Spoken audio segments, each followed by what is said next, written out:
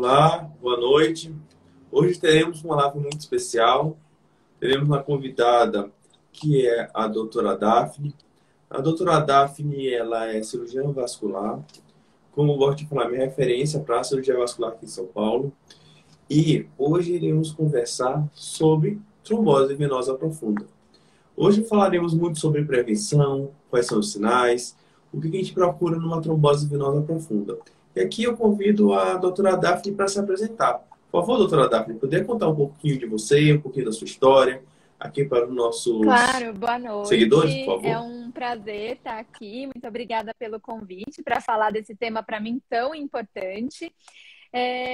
Então, eu sou a Daphne, eu sou formada na USP e hoje trabalho aqui em São Paulo, em associação com alguns hospitais e no meu consultório aqui na região de Pinheiros. Eu também sou assistente e retaguarda no Hospital Israelita Albert Einstein.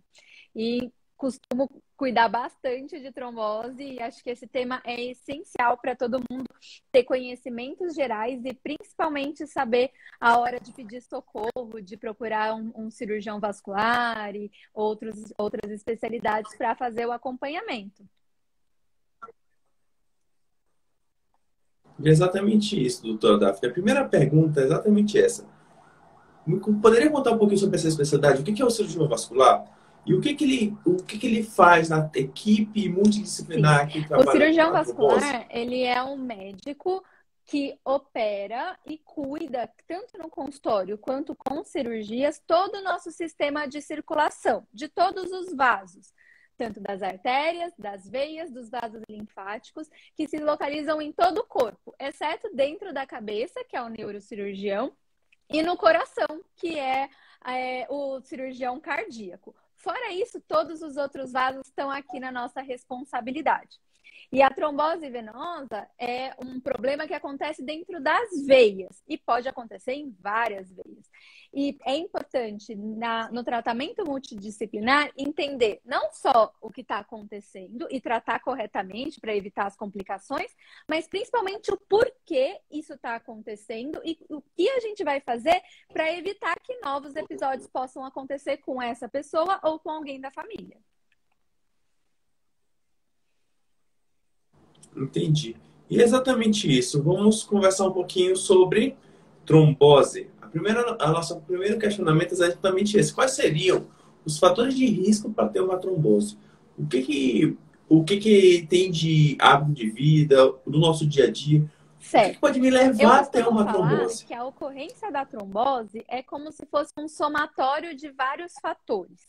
Nenhum deles é único, exclusivamente o grande responsável ou, enfim, o grande vilão. Porque senão esse episódio já teria acontecido antes.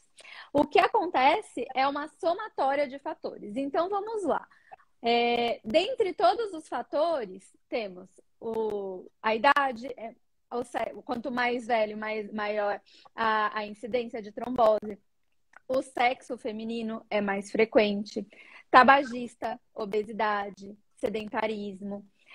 Internações prolongadas ou cirurgias grandes que exigem que esse paciente fique em repouso, tanto em casa quanto no hospital, ainda mais dentro de uma UTI. Doenças graves como câncer, insuficiência cardíaca, insuficiência renal, são todos fatores de risco. Além disso, alguns procedimentos também que podem ser feitos em veias ou durante cirurgias maiores são fatores de risco.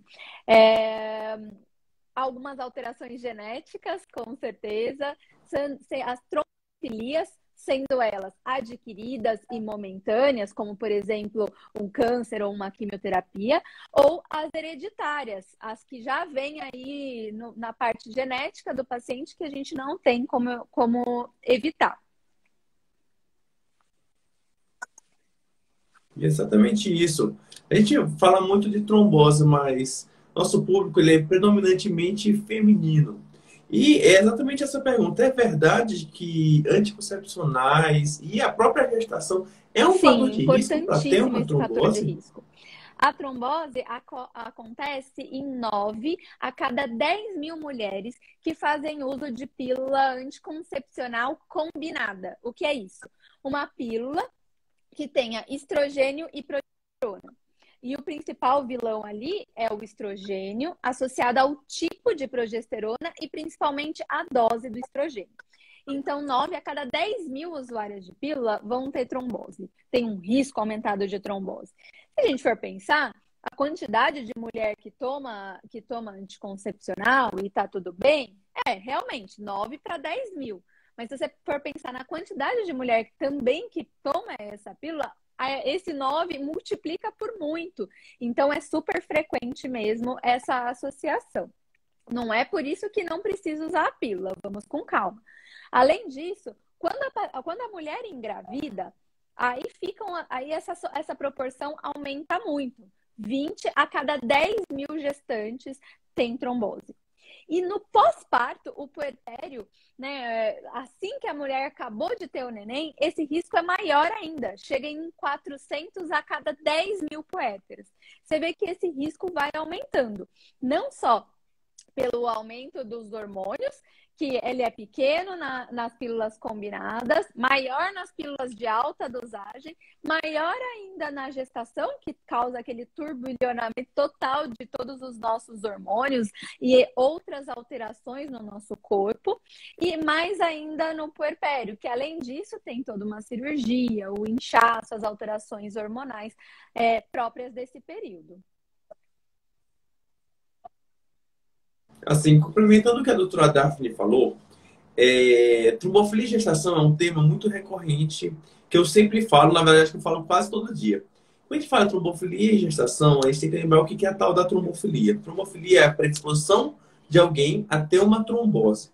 Existem alguns fatores de risco, como a própria doutora Daphne falou, mas aqui eu vou me ater às trombofilias adquiridas e hereditárias. Adquiridas, vocês conhecem, é a síndrome do anticorpo antifosfolípide, ou SAF, que faz parte do complexo do lúpus eritematoso sistêmico. É uma doença autoimune, onde os antifosfolípidos, principalmente a anticardiolipina e o anti-beta-2-glicoproteína 1, eles estão aumentados, os anticorpos, para esses dois fosfolípides, e por isso ele predispõe a ter uma trombose, sendo uma indicação formal de uso de anticoagulação numa gravidez, porque existe um risco real de pré-eclâmpsia grave, síndrome HELP e até mesmo falecimento da mulher. A gente tem que tomar cuidado porque trombofilia, mais do que risco para ter uma perda gestacional, também é um risco materno. A mulher pode, inclusive, ir ao óbito por conta de uma trombose durante a gravidez. Essa é a nossa maior preocupação. Das trombofilias hereditárias, a gente tem que lembrar que são 5. A primeira delas é o aumento da homocisteína. A homocisteína é meio mista, mas ela tem muita relação com o metabolismo do ácido fólico, que é onde ela entra a homocisteína. E quando a homocisteína está muito elevada, às vezes até acima da leitura da máquina, a gente tem que tentar melhorar essa homocisteína com a introdução de algumas vitaminas, vitamina B6, B9, B12 e, claro, se possível, anticoagulação durante uma gravidez. Vou falar rapidamente das outras 4. A proteína C e a proteína S também estão dentro da cascata da coagulação, que quando elas estão reduzidas, ou seja, a deficiência delas, poderiam levar a uma trombose. E as duas hereditárias, a protrombina e o fator 5 de Leiden, são dois polimorfismos que estão comprovadamente relacionados ao aumento de eventos trombóticos durante uma gravidez, ou até mesmo fora de uma gravidez. Ou, como a gente fala, durante uma trombose em idade atípica. Por exemplo, a pessoa tem 30 anos andando na rua, teve uma trombose. O que poderia justificar isso aqui? Poderia ser uma das trombofilias hereditárias. Mas mais tarde eu falo sobre as duas últimas, que são muito controversas, que é a própria MTHFR e o PAI-1. Mas isso é mais tarde. Vamos continuando na nossa live. E a próxima pergunta é exatamente essa. Estava lá uma pessoa, ou andando no avião, ou andando na rua, ou fazendo atividades em casa mesmo, sei lá, cozinhando. Começou a se sentir mal. Quais são os sinais e os sintomas que alguém tem que ficar antenado para pensar, pode ser uma trombose? Claro. Poderia me explicar para a gente? Os principais sintomas da trombose é dor e inchaço e alteração da coloração, principalmente da perna. 80% das nossas tromboses acontecem na perna. E elas são, o que chama a atenção é que é unilateral, ou seja, acontece em uma das pernas e ela vem de repente, do nada. É diferente daquele inchaço diário que a mulher pode ter ou no calor, ou em épocas menstruais, ou um dia mais pesado. Esse incômodo na perna, ele vai piorando com o tempo, dificultando até de caminhar. Tem paciente que fala, nossa, doutora, começou com uma dorzinha, eu tomei um remédio para dor, até que aliviou, mas aí as coisas foram piorando e eu não consigo pôr o pé no chão. Isso é muito típico. O inchaço, ele geralmente está presente, mas quando é uma trombose muito pequena, pode não ter um inchaço tão evidente a ponto de alguém leigo não reparar que está um pouco inchado. Então, um incômodo, o que mais tem que chamar a atenção é uma dor do nada, um incômodo do nada, diferente de tudo que você já teve e que te preocupa a ponto de você querer ir ao pronto-socorro, a ponto de você querer consultar um médico. E ser unilateral é o que, para mim, é o de maior risco.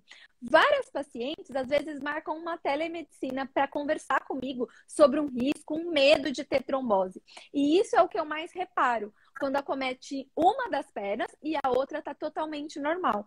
E esse incômodo é diferente, não é aquela dorzinha, aquele incômodo que tem sempre, entendeu? Sim, com certeza. O nosso maior cuidado, assim, as pessoas até chamavam a trombose venosa profunda como uma doença do viajante, né? Que é muito comum em pessoas em viagens de longa distância, não só de avião, mas de ônibus, de até mesmo de carro, onde a estase venosa, ou seja, o retorno venoso, ele é prejudicado pelo tanto tempo da pessoa ficar sentada, parada. Por isso é muito importante, claro, o uso das meias elásticas. E, em alguns casos, pode estar indicado anticoagulação. E é exatamente essa pergunta que a gente vai responder aqui da Regiane. Tem uma conhecida que faleceu devido ao remédio que tomava e deu hemorragia. Os remédios realmente são perigosos nesse sentido? Eu não sei exatamente que remédio você está falando. Se for um anticoagulante, eu tenho que deixar isso bem claro, que eu falo para todas as minhas pacientes que passam no consultório, eu passo todo dia batendo na mesma tecla. Anticoagulante, ele serve para não deixar coagular o sangue. Ou seja, se eu tenho um sangramento, ele tem que parar. Porque isso é o normal. É a hemostasia. Se eu tomo um anticoagulante, aquele sangramento ele não para. E é qualquer sangramento do corpo. Então, pode ser que você, Regina, a sua amiga, tivesse trombofilia e estivesse em processo de anticoagulação. E ela teve uma hemorragia por conta do uso do remédio, que piorou a hemorragia inicial.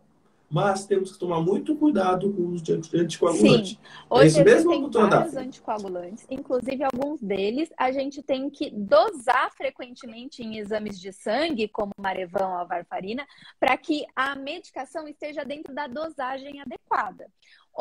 Outras coisas que influenciam na coagulação outros remédios, como vai o fígado, como vai o rim, como estão as plaquetas, que são outros exames de sangue que tem que estar em conformidade com a medicação que nós estamos dando, para evitar um risco aumentado de sangramento. A ideia é que não possa sangrar do nada ou sangrar muito em alguma alteração pequena, né? Enfim, que coloque em risco essa paciente. Mas sim, quem usa anticoagulante é mais frequente, por exemplo, se cortar o dedo vai dificultar parar esse sangramento. Às vezes uma escovação no dente mais afoita pode machucar, é uma pessoa que tende a sangrar mais. Não é o momento de você sair fazendo esportes radicais, lutando boxe por aí. Eu sempre falo isso para os meus pacientes. Principalmente quando a anticoagulação é por um tempo limitado, a gente sabe que esse tempo a gente vai ter que ter cuidados a mais. E quando ela é para o resto da vida, talvez aí sim indique alterações de estilo de vida, alguma coisa assim, para evitar que acidentes aconteçam, que esse paciente esteja mais exposto a situações de risco para sangramento, porque aí sim pode ter uma hemorragia. Temos mais uma pergunta aqui da Regina. Doutora Daphne, a pessoa que tem enxaqueca com aura tem mais risco de ter uma trombose?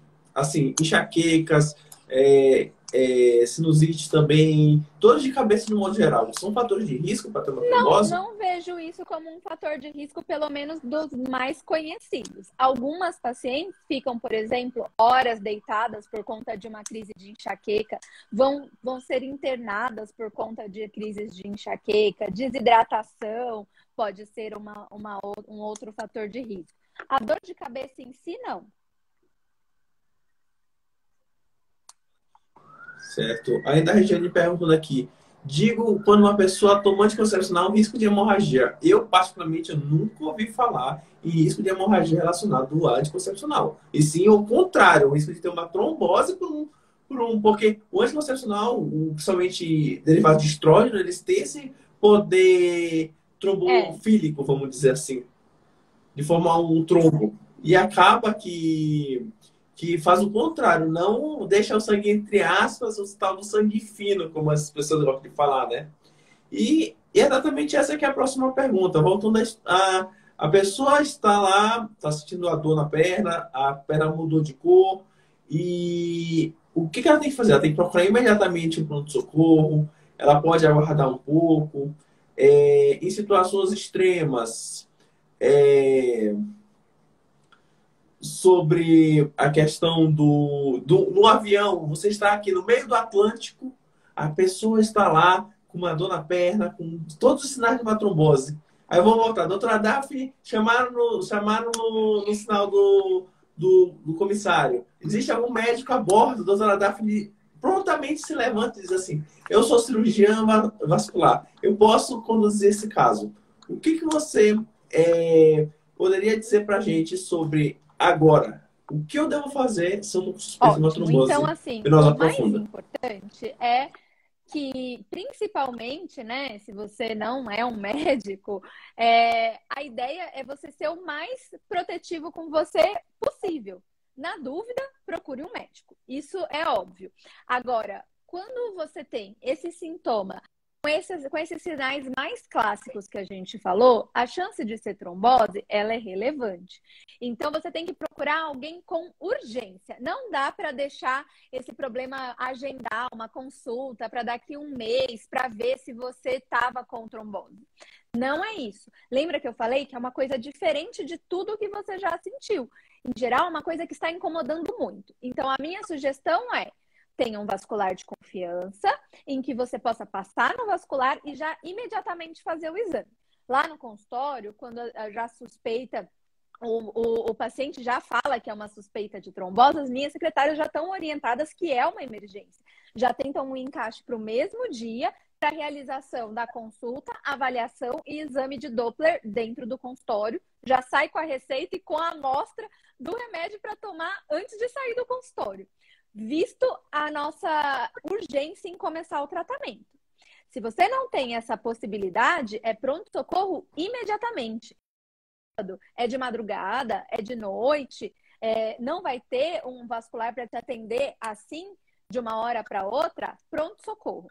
E tem que ser um pronto-socorro que você imagine que tem a possibilidade de fazer algum exame, porque a gente não costuma dar um anticoagulante para alguém sem o diagnóstico. Então, a gente faz o exame de Doppler, que é um ultrassom, é um exame não invasivo, é aquele que passa o gel e passa um aparelho na perna e a gente vê na TVzinha.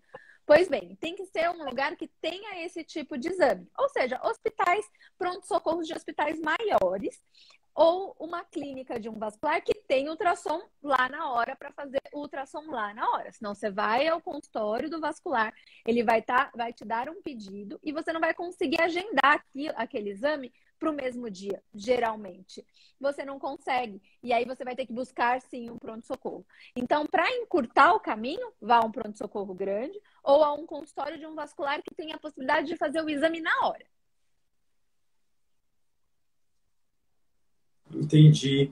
Isso é muito importante, porque assim, eu gosto sempre de falar, conhecimento salva vidas. E se você souber o mínimo de alguns sinais de, por exemplo, um AVC, um infarto e uma trombose, pode mudar significativamente a sua própria vida ou a vida de alguém. E sabendo dos sinais e o que eu deveria fazer, que a primeira coisa é não se desesperar, porque as coisas não são instantâneo, até mesmo o infarto, ele tem o tempo dele, não é imediato. A gente sabendo como conduzir aquela situação é o melhor caminho para a gente poder salvar a vida daquela pessoa, do nosso parente, ou até mesmo uma pessoa na rua, ou até mesmo você próprio. E é exatamente essa pergunta. Você mais cedo falou que a trombose venosa profunda, doutora Daphne, pode ser encontrada em qualquer parte do corpo. Pode ser em veia periférica, pode ser em veias mais importantes, dentre elas as veias pulmonares. Você poderia me contar um pouquinho qual a diferença entre a trombose venosa profunda e o Claro. tromboembolismo pulmonar? A Por trombose favor. venosa profunda é um coágulo que se forma inadvertidamente, ou não precisaria ali fazer aquele coágulo dentro da veia, ele forma dentro de uma veia profunda. 80% acontece na nossa perna, em veias chamadas femorais, pulpite, são veias lá no fundo da perna. Fora esses 80% que acontecem na perna, mais 10% acontecem nos braços. E o restante pode acontecer numa veia dentro da barriga, numa veia dentro do rim, numa veia até dentro da cabeça. Parte desse trombo pode se soltar e ir parar pela circulação navegando, vai parar dentro do pulmão. E isso chama embolia pulmonar. Ou seja, é um trombo de outra parte do corpo que foi parar no pulmão porque ele navegou pela circulação. Essa é uma das complicações mais temidas e potencialmente fatais de uma trombose. Por isso que a gente se preocupa tanto. Porque uma trombose pequenininha, ele tem um coágulo pequenininho. E aí, se soltar, vai entupir uma artéria do pulmão bem pequenininha. Mas se essa trombose é muito grande, pode entupir uma veia muito grande do pulmão. E isso sim causar dor no peito, falta de ar, desmaio, dor para respirar, tosse e até isso ser grave o suficiente para o coração parar de bater. Ou seja, casos extremos podem acontecer. Não são frequentes, mas podem acontecer. Geralmente, quando acontece uma embolia pulmonar, ou seja, um coágulo que soltou do lugar da trombose venosa profunda e foi parar no pulmão, em geral eles são pequenos e podem ser inclusive assintomáticos. Ou seja, não senti nada no pulmão, não mudou nada a respiração, não mudou nada a oxigenação do sangue e mesmo assim ele está lá. Por isso, sempre quando teve um diagnóstico de uma trombose venosa profunda num pronto-socorro e que foi lá, foi medicado, foi diagnosticado, ótimo, já começou o tratamento, é necessário acompanhar com o vascular, porque a depender do seu exame, a depender dos seus riscos, outros exames podem ser necessários, inclusive uma investigação de uma embolia pulmonar que pode ser pouco sintomática ou completamente assintomática. Exatamente isso. Assim como qualquer outra parte do corpo, agora eu vou complementar sobre a nossa temida trombose placentária. Com certeza, quem já teve uma perda gestacional ouviu alguma vez esse termo, trombose placentária. Exatamente, é uma trombose que ocorre nas veias placentárias. A gente tem que lembrar o que é hipertensão específica da gravidez, a DEG, doença hipertensiva específica da gravidez. Ela é derivada da invasão trofoblástica, onde a placenta ela vai se inserir naquele útero. E a partir do momento que existe uma implantação anômala da placenta, aquela implantação anômala aumenta a pressão. O que acontece? Quando eu tenho trombose nessa placenta, a passagem de sangue ela fica comprometida. E com isso a mulher tem pressão alta. A gente tem sempre que lembrar, trombose placentária, a nossa principal preocupação é o risco materno, é realmente uma gravidez de risco. E por ser uma gravidez de risco, eu tenho que tomar cuidado com pressão alta, pré-eclâmpsia, até síndrome HELP, que seria pré-eclâmpsia grave. E ao nosso outro lado, infelizmente, é o risco de perder nosso bebê, perder nosso filho. Quando a gente tem uma trombose placentária e tem esse problema na passagem das veias placentárias, pode sim levar a uma perda gestacional, normalmente a partir de 10 semanas, via de regra de 10 a 20 semanas, e principalmente essas perdas mais tardias, de 36, 38, tem muita relação com pressão alta. Eu sempre digo, a anóxia neonatal por pico pressórico é a principal causa de perda de terceiro trimestre. Então, um efeito adverso numa gravidez e, mais do que isso, uma perda gestacional de terceiro trimestre, uma perda não explicada a partir de 10 semanas, é indicação de fazer a investigação de trombofilia, porque muitas mulheres têm trombofilia e não sabem.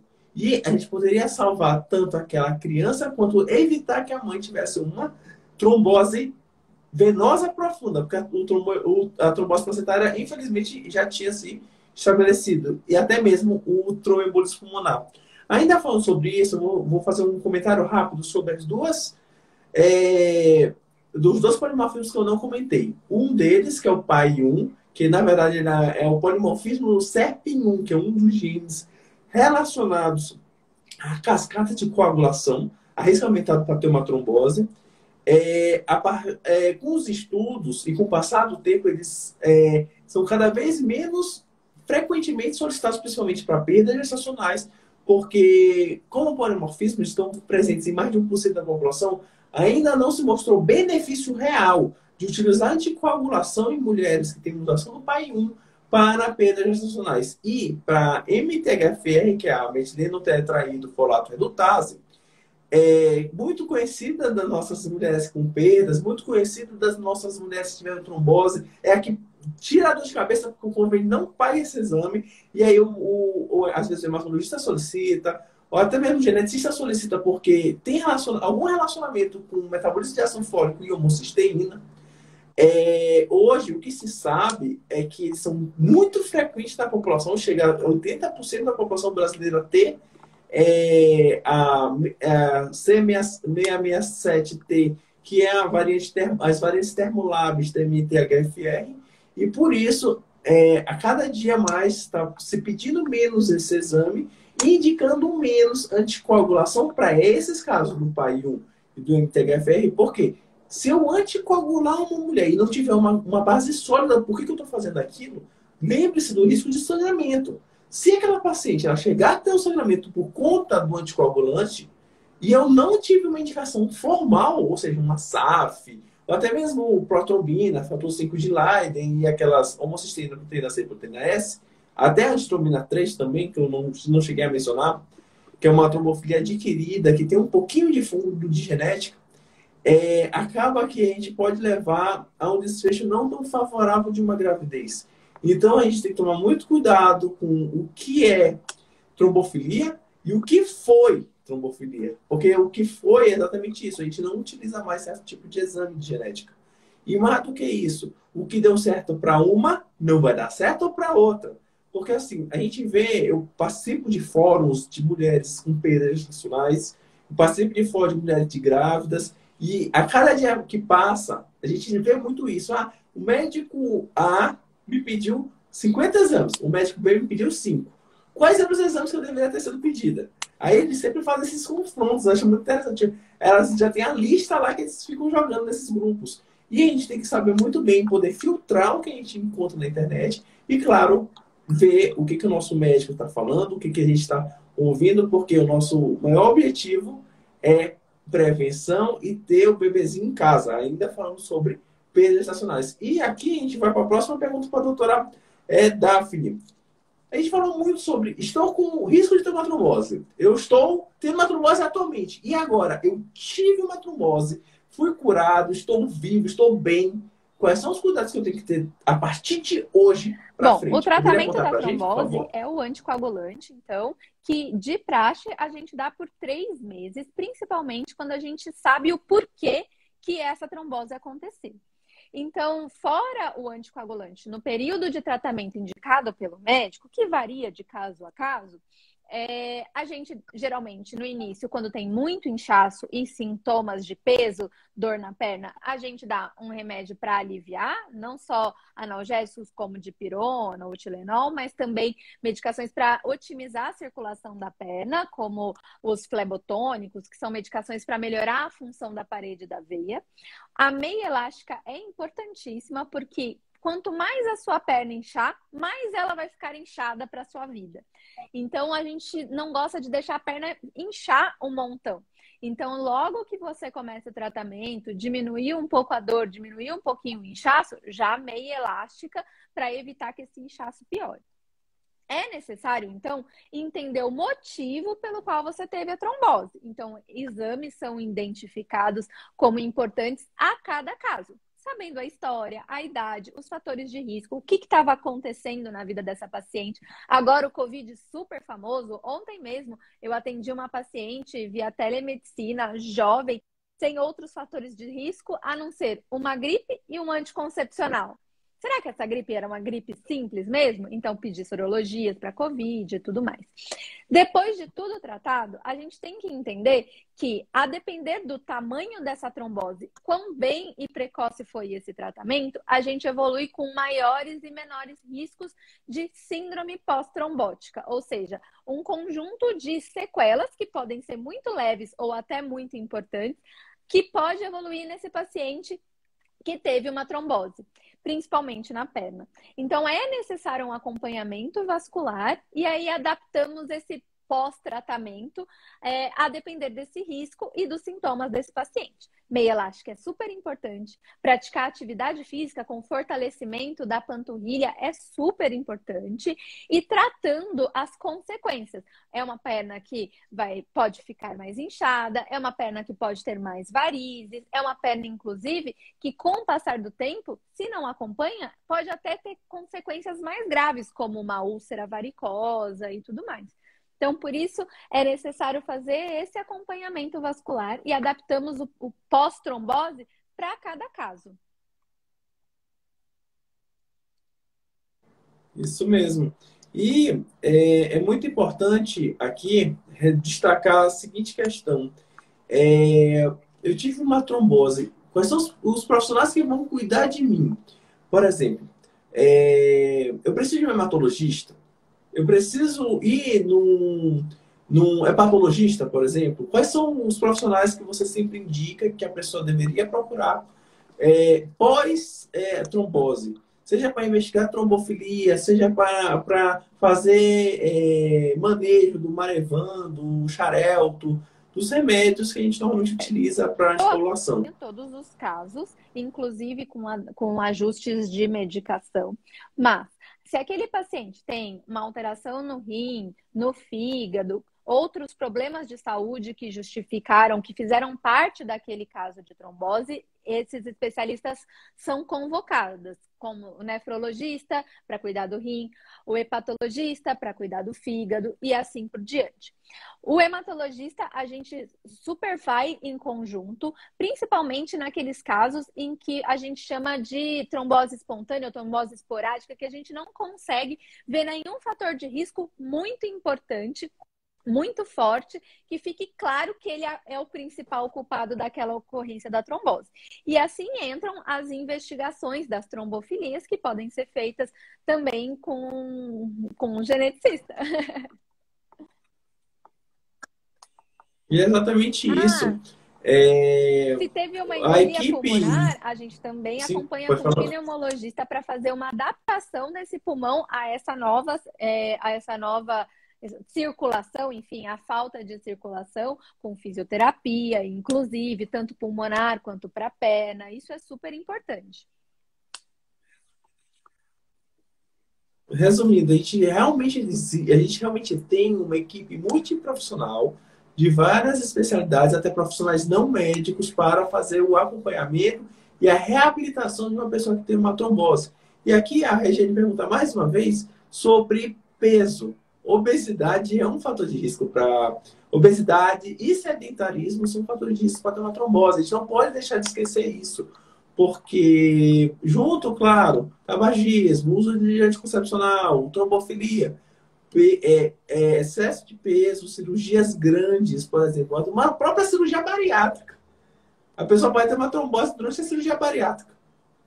E a gente tem que tomar muito cuidado com todas essas situações. Por isso que a gente sempre divide quando a gente vai, principalmente fazer investigação de trombofilia hereditária, a gente vai fazer a seguinte pergunta. Você fez alguma cirurgia? Você teve algum fator de risco real antes de eu começar a fazer a associação dos exames de trombofilias hereditárias e adquiridas, porque às vezes foi uma cirurgia grande, às vezes foi a própria obesidade, sedentarismo, tabagismo que levou a ter uma trombose. Falando um pouquinho sobre tabagismo, não devemos esquecer que nas carteiras de cigarro está lá. Este produto pode levar a uma trombose. Só que ninguém sabe o que é uma trombose. Até ter uma ou teve algum parente que teve uma trombose. Então acaba que a gente tem umas informações que são muito importantes, porque eles colocam lá no rótulo do produto. Mas eles não. A gente acaba não sabendo exatamente do que se trata. E aqui acredito que não temos mais perguntas, mas eu tenho uma grande pergunta para a doutora Daphne. O Doppler, me conta um pouquinho, aí é uma curiosidade minha mesmo. Quando a gente faz o Doppler de membros inferiores para ver trombose, até mesmo tromboflebite, são os mesmos vasinhos que as mulheres sempre querem fazer. Ah, eu quero fazer um vasinho aqui, caro cirurgião vascular. Pode falar um pouquinho sobre a diferença entre esses vasinhos e realmente as varizes, que são fatores de risco para trombose. É uma veia dilatada, ou seja, uma veia mais grossa, tortuosa, às vezes ela fica parecendo um zigue-zague na perna, que não funciona bem adequadamente. O sangue é para passar reto dentro do vaso, uma veia reta, fina, de tamanho adequado para levar o sangue. Quando ela vira uma varizes, o sangue não circula bem dentro dessa veia doente. E aí aumenta a chance de fazer um trombo, um coágulo dentro dessa veia. E aí, quando é uma veia superficial, no caso das varizes, a gente chama de uma tromboflebite. Ou seja, não é uma trombose venosa profunda. É uma inflamação com coágulo em uma veia superficial.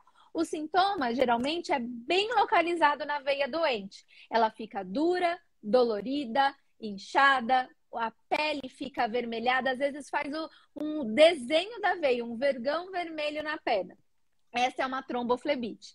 O problema é que muitas dessas veias comunicação com veias profundas, através de veias perfurantes ou até mesmo da veia safena, que é uma veia superficial, super famosa na perna, e que quando ela está doente e faz um coágulo, faz uma tromboflebite de safena, ela desemboca dentro de uma veia profunda. E aí um trombo que está numa veia superficial, ele vai crescendo até atingir uma veia profunda. Aí essa tromboflebite pode causar uma trombose. Quando a gente faz o exame da paciente que quer tratar os vasinhos não têm trombose dentro dos vasinhos. São capilares muito fininhos, aqueles vasinhos vermelhinhos, arroxeados, bem fininhos, bem superficiais. Eles não correm o risco de trombose. O problema é que muitas vezes tem varizes ali que a paciente nem reparou, ocultas. E essas varizes, sim, podem evoluir com trombose. O exame de Doppler é um exame feito dentro do consultório e ele tem 2 protocolos diferentes. Um protocolo que vai avaliar principalmente as veias superficiais, com enfoque no tratamento das varizes, dos vasinhos, um tratamento estético ou até umas varizes mais grossas. E esse exame é feito em pé. Quando a gente tem uma suspeita de trombose, é o mesmo aparelho, vai ver as mesmas veias, mas o enfoque do exame é outro. A paciente fica deitado e a gente olha as veias profundas. Também olha as superficiais que estão doentes, mas não faz os mesmos testes que fazem num exame que tem o propósito de avaliar as varizes. Entendi. Assim, como considerações finais, doutora Daphne, gostaria de lhe convidar um pouco aqui para os nossos seguidores, para você divulgar um pouco o seu trabalho e divulgar as suas redes sociais, para que todos possam também ter acesso ao conteúdo maravilhoso que você posta nos seus stories, nos seus posts, porque eu gosto de falar, quanto mais informação de qualidade e de confiança técnica, de grau de cientificidade, de evidência, melhor vai ser para a gente. Porque a gente tem muita informação, infelizmente, desencontrada. A própria questão da Covid, como a gente gosta de falar, Covid, ela até mesmo, por mais ser uma síndrome de SARA, de síndrome da angústia respiratória aguda, observou-se que também é um fator excelente de trombose. Eu tive paciente com Covid que teve trombose, assim, devastadora, entendeu? E eles mexem muito na questão da coagulação. Então, o que eu gostaria, doutora Daphne, que você agora se puder, divulgar sua rede social, local de consultório, para que para os nossos seguidores, caso eles queiram Ótimo. passar em consultório com a Então, doutora. por favor, vamos lá me seguir, saber mais de saúde vascular. Eu posto bastante vídeo e conteúdos de qualidade, confiáveis, com uma formação. Evite o Dr. Google e vá sim procurar um vascular, porque muitas vezes o que é escrito em textos que você pode achar na internet, você não sabe a referência. Então, o meu Instagram aqui é doutora DRA Daphne Vascular. E se você for aqui na nossa live, do lado do ao vivo, clica na setinha para baixo, vai ter o meu perfil ali também, junto com o do Dr. Caio. Vai ser um prazer ter vocês lá me seguindo. Eu sempre abro caixinhas de pergunta para ajudar vocês a resolver todas as dúvidas que tem da saúde vascular. Eu atendo aqui em São Paulo, no bairro de Pinheiros, na Oscar Freire, esquina com a Rebouças, do ladinho do metrô, e vai ser um prazer ter vocês lá no consultório. Assim, doutora Daphne, muito obrigado. Obrigado por ter vindo aqui e aceitado fazer essa live hoje. Hoje é a última live do ano que eu vou fazer. Eu sempre faço lives semanais. Às vezes convido outros profissionais de outras especialidades para poder complementar a parte da genética, porque às vezes eu fico muito preso realmente na parte de genética. Eu não falo muito sobre fora da parte genética, fora da parte de perdas, fora da parte, como eu falei, da tromboembolismo pulmonar. Eu cito, mas eu não fico entrando muito a fundo sobre seus assuntos, porque acabam sendo muito do cirurgião vascular, muito do pneumologista, muito do próprio hemato. E eu foco realmente muito mais na parte de perdas gestacionais, que é minha sub-área dentro da reprodução humana na genética médica. Aqui, para quem não me segue, dr.caio como eu falei, essa é a última live do ano. Ano que vem teremos mais uma série de lives, mais caixinhas de perguntas, mais stories aleatórios. Eu gosto sempre de gravar, às vezes estou no consultório, estou entre um paciente e outro, e lembro de algum conteúdo que eu acho que é relevante. Às vezes, o próprio paciente que eu acabei de atender me faz recordar alguma coisa que eu deveria ter falado ou divulgado. Foi um prazer ter vocês aqui esse ano. Aqui também gostaria de agradecer e desejar a todos um Feliz Natal, um Feliz Ano Novo, boas festas a todos, boa festa, doutora Daphne, também para a doutora. Obrigado muito por ter tirado um pouquinho do seu tempo aqui para poder conversar sobre esse assunto. Tenham todos uma boa noite e voltaremos daqui a 2 semanas, em 2022. Até lá, boa noite. Até lá.